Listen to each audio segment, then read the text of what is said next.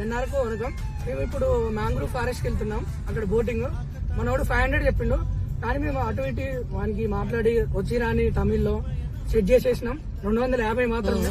చలో వైపు ముందడుగా లేనిపోని దుందుడుగా రేగుతున్న ఈ వేగం ఎందుకొరకో మట్టికి మబ్బుకి ఈ వేళ దూరం ఎంతంటే లెక్కలే మాయం అయిపోవా